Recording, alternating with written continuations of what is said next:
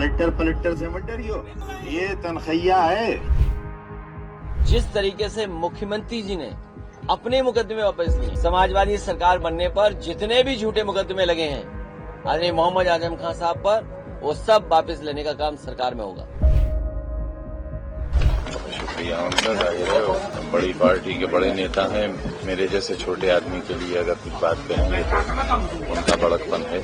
आजम खान करीब 23 महीने बाद जेल से रिहा हो गए हैं और जो बीच में अटकलें थी कि अखिलेश यादव कब मिलने जाएंगे, तो उसका दिन भी सुनिश्चित हो गया। 8 अक्टूबर को अखिलेश यादव आजम खान से मिलने रामपुर जाएंगे। दरअसल ये मुलाकात ठीक एक दिन पहले हो रही है, जिस दिन मायावती की रैली आयोजित है उससे एक दिन पहले अटकलें थी कि आजम खान बसपा में जा सकते हैं, तो उससे पहले अखिलेश यादव से मुलाकात हो जाएगी।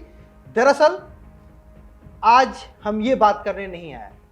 नमस्ते, मेरा नाम है ब्रजेश तिवारी और आप देखना शुरू कर चुके हैं बतकही चौक। जैसे मैंने आपको कहा कि हम ये बात करने नहीं आए कि अखिलेश यादव आजम खान से मिल रहे हैं, मायावती की रैली 9 अक्टूबर को, कि ये सब कोई बात नहीं है। हम बात आजम खान साहब पे करने आए। आजम खान ऐसा नाम, ये नाम क्यों इस समय उत्तर प्रदेश में सुर्खियों में? राजनीति में सरकारें बदलना और उसके बाद मुकदमे लगना आम बात है, क्योंकि सरकार जैसे बदलती है मुकदमे लगते हैं और जैसे सरकार फिर वापस आती है मुकदमे खारिज भी हो जाते हैं। इन्हीं मुकदमों पर जीत हासिल कर आजम खान जमानत पर बाहर आए। सालों भर बाद, यानी करीब 23 महीने बाद वो जेल से निकले हैं। आजम खान साहब की राजनीति ढलना शुरू हुई तो बीजेपी सरकार आई। मेहरबानी ऐसी हुई कि एक एक करके 72 मुकदमे, उसके बाद 104 मुकदमे, और पहले 27 महीने और फिर बाद में 23 महीने की जेल। इतने केस लदने के बाद तो आम इंसान की जिंदगियां खत्म हो जाती हैं कोर्ट कचहरी दौड़ने पे। पता नहीं ये संयोग है या राजनीति प्रयोग। उसी बीजेपी सरकार रहते हुए आजम खान को जमानत पाने में कामयाबी मिल गई। एक एक करके 72 केस और 72 केस में जमानत लेके आजम खान 23 महीने बाद जेल से बाहर आ चुके हैं। मुकदमे कोर्ट कचहरी में चलते रहेंगे। आजम खान के राजनीतिक का अंदाजा इस बात से लगाइए कि जब इंदिरा गांधी ने इमरजेंसी लगाई थी तब भी आजम खान साहब जेल में थे।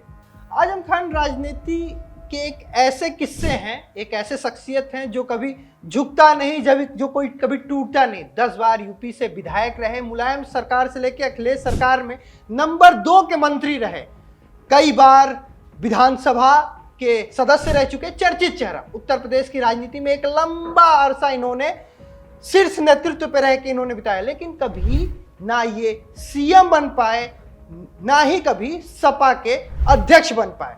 फिर भी सपा के तौर पे या यूपी में जब अखिलेश की सपा की सरकार रही, केंद्र में रहे। लेकिन उनका बुरा वक्त तब शुरू हुआ जब उत्तर प्रदेश यानी 2017 में योगी आदित्यनाथ के हाथ में उत्तर प्रदेश की कमान आई। एक एक करके उनके ऊपर 72 और 72 से 104 मुकदमे लाद दिए गए। योगी आदित्यनाथ की बीजेपी वाली सरकार कुछ इस तरह आजम खान पर मेहरबान हुई कि एक एक करके तबातोड़ दर्जनों मुकदमे आजम खान पर ठोक दिए गए। 2020 में आजम खान को गिरफ्तार करके जेल भेज दिया गया। बेटा अब्दुल्ला को भी गलत बर्थ सर्टिफिकेट मामले में आरोपी बनाया गया। पत्नी को भी एक प्रॉपर्टी जुड़े केस में आरोपी बनाया गया। कुल मिला जुला के आजम खान के पूरे परिवार को आरोपी बना के किसी को जेल तो किसी को कोर्ट कचहरी का चक्कर लगाया गया। अब्दुल्ला आजम खान की भी विधायकी चली गई और इसी में आजम खान साहब की भी विधायकी चली गई। आजम खान को 10 साल की सजा हो चुकी है, अभी जमानत मिली है। इस बीच में अखिलेश यादव का एक पुराना बयान खूब वायरल हो रहा है। जब आजम खान साहब जेल से बाहर आने पे उनका एक वीडियो है जो वायरल हो रहा है। जब चुनाव प्रचार के दौरान अखिलेश यादव ने एक भविष्यवाणी की थी और कहा था कि एक दिन वो आएंगे, बाहर आएंगे। क्या कोई कल्पना कर सकता है आजम खान साहब इतने मुकदमे लगे हों? उम्मीद है कि जिस तरीके से सुप्रीम कोर्ट ने राहत दिलाने वाले समय में उन्हें कोर्ट के माध्यम से राहत मिलेगी, उन्हें उनका सम्मान वापस होगा। दरअसल आजम खान साहब को 10 साल की सजा हो चुकी है। अभी वो जमानत पे बाहर है, सजा पर रोक लगी हुई है। सजा पूरा होने के बाद उन्हें 6 साल तक चुनाव नहीं लड़ सकते। आजम खान पर किताबों से लेकर बकरियां चुराने तक का आरोप लगा है। 2020 से जब जेल में बंद थे आजम खान तो हालत ये हो गई थी, विधायकी की शपथ लेने और विधानसभा तक नहीं पहुंच पाए।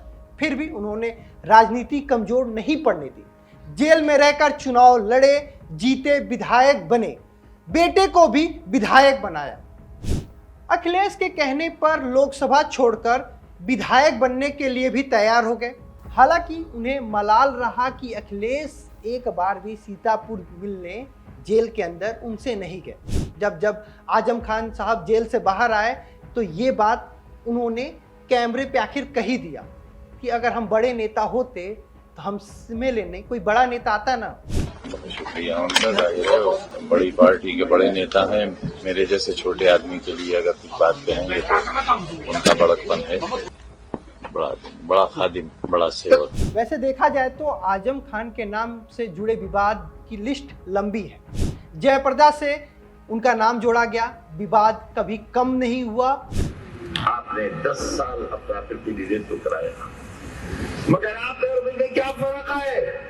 शाहबाद वालों, रामपुर वालों, उत्तर प्रदेश वालों, हिंदुस्तान वालों, उसकी असलियत समझने में आपको 17 बरस लगे। मैं 17 दिन में पहचान गया कि इनके नीचे का जो अंडरवेयर है वो खाकी रंग का है।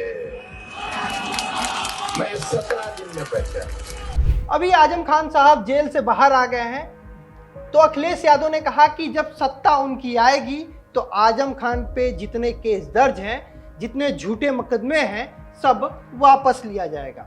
वैसे देखा जाए तो आजम खान का नाम विवादों से जुड़ा रहा है, लंबी लिस्ट है। जयप्रदा हो गए, अमर सिंह हो गए, सबके साथ एक लंबी लिस्ट है।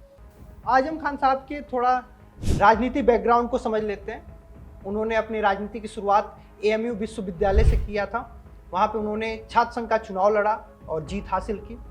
आजम खान ने पहली बार विधानसभा का चुनाव लड़ा, हालांकि इस चुनाव में उन्हें कांग्रेस के नेता से हार का सामना करना पड़ा।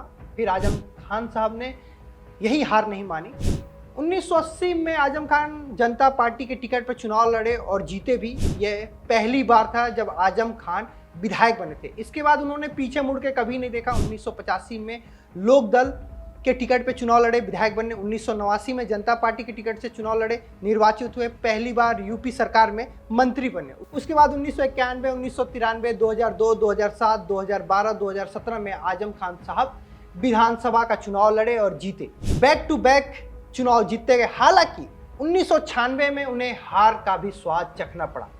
कांग्रेस के नेता से आजम खान साहब हार गए, चुनाव हारे, उन्हें राज्यसभा का सदस्य बनाया गया। कुल मिलाकर आजम खान साहब 9 बार विधायक बन चुके हैं, 1 बार राज्यसभा और 1 बार 2019 में लोकसभा निर्वाचित हो चुके हैं।